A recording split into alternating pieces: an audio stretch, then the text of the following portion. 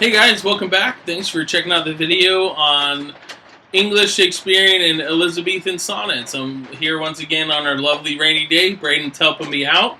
So we're going to talk about this very specific type of sonnet. Um, William Shakespeare wrote very prolifically. He wrote hundreds of sonnets, usually to try to woo women.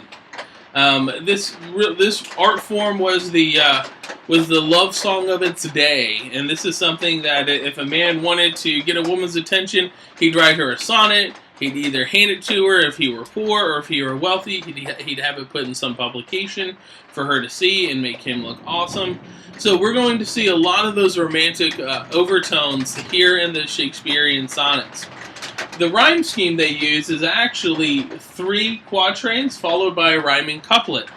In the Shakespearean form, we typically see A B A B, C D C D, E F E F, G G. If you haven't checked out what a rhyme scheme is yet, run over and check out that video that describes prosody, and then you can come and check this out again. So it might make a little bit more sense if you're unsure what these things are. So since these are called Shakespearean, we should probably read something by Shakespeare. Cool thing is he actually wrote in English, so it translates. It doesn't translate, it just is. So we don't have that breakdown that we had with the Petrarchan sonnets or Dante's variation. So if we look at sonnet 17, do we see the ABBA or ABAB, which is day, temperate, and May, and date? So we do see that. And then it carries all the way down to the rhyming couplet of C and D, where we saw very early, or we saw in the Petrarchan sonnets that volta was usually between the octave and the sestet. What we see here in these Shakespearean is that he'll either wait all the way to the rhyming couplet, which he'd like to do before he switched to his resolution. He would sometimes do it before his last quatrain began. Typically, we're going to see it here, though. Okay, so let's take a look at what Shakespeare wrote here. Shall I compare thee to a summer's day? Thou art more lovely and more temperate. Rough winds do shake the darling buds of May, and summer's lease hath all too short a date. Sometimes too hot the eye of heaven shines, and oft is his gold complexion dim. And every fair from fair sometimes decline, by chance or by nature's changing course untrimmed. But thy eternal summer shall not fade, nor lose possession of that fair thou owest. Nor shall death brag thou wanderest in his shade, when in eternal lines to time thou growest. So long as men can breathe or eyes can see, so long lives this, and this gives life to thee. So if we look, we see that the problem here is this beautiful woman that Shakespeare's madly in love with will eventually die. And that's a problem for him, because he loves her, and what better way to love somebody than to have them live forever? Not like Edward and Bella, that's totally not it. This is a different type of love, and it's actually good literature. So, the solution that Shakespeare has is he has captured his love for her in these lines, and since these lines can live forever, she, by extension, will live forever. So that's how he deals with this problem of her eventually dying. But Shakespeare liked to play with these concepts. So let's take a look at another Shakespearean piece, and let's see what he does in this one. He still has that same rhyme scheme of sun, red, done, and head. And then we see his rhyming couplet of rare and compare. So he still keeps those 3 quatrains in a couplet. He's still playing with that. But outside of the form, he's playing with some different things. So let's take a look at this sonnet. My mistress's eyes are nothing like the sun. Coral is far more red than her lips red. If snow be white, why then her breasts are dun. If hair be wires, black wires grow on her head. I have seen rose damask, red and white, but no such roses see I in her cheeks. And in some perfume there is more delight than in the breath that from my mistress reeks.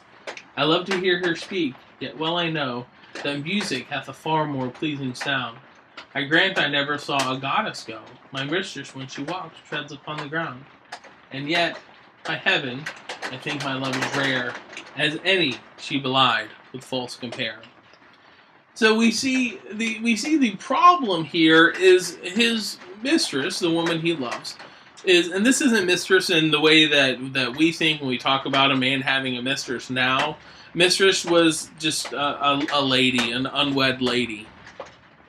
So if we look at his problem here, it's that the woman he loves is not really all that beautiful by Elizabethan standards, and he's kind of wrestling with that. And his turn is kind of a slow turn. It's not like I set up this problem and then I go to a quick solution. It actually occurs very slowly. So if we look here, he finishes his first 2 quatrains about how she's not really all that beautiful. And then we start to see him make that slow turn, because he says, I love to hear her speak, but music hath a far more pleasing sound. So he's turning, but it's kind of slow. And then when he gets down to the end, it's actually kind of remarkable. Because he says, and yet by heaven I think my love is rare, as any she belied with false compare. Meaning, he loves her so much that he's not going to make these false comparisons. These really lovely, wonderful things that men sometimes say to women to get their attention.